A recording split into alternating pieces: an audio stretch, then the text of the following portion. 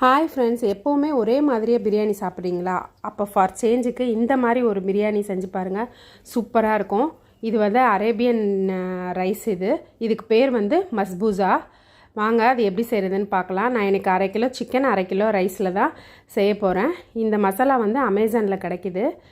மஸ்பூஸாக்குன்னே இந்த மசாலா வந்து சேல் பண்ணுறாங்க. ஸோ நீங்கள் போய் பர்ச்சேஸ் பண்ணிக்கோங்க.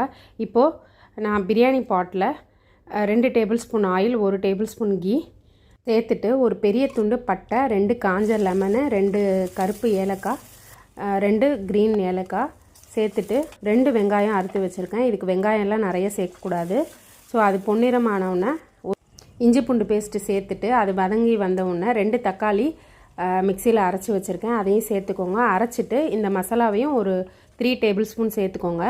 சேர்த்துட்டு சிக்கன் எல்லாத்தையும் 1 by 1 சேர்த்துட்டு இதை நல்லா அந்த கிரேவியோட குக் பண்ணுறதுக்கு ஒரு 2 மினிட்ஸ் விட்டுருங்க.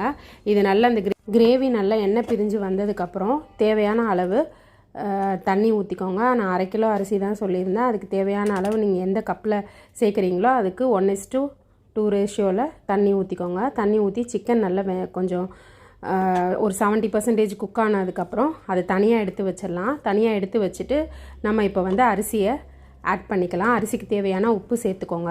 இப்போ நம்ம எடுத்து வச்சுருந்த சிக்கனில் 1 டேபிள் ஸ்பூன் அந்த மசாலா சேர்த்துட்டு 1 டீஸ்பூன் ஆயில் சேர்த்துட்டு பட்டரில் ரோஸ்ட் பண்ணி எடுத்து தனியாக வச்சுக்கலாம்.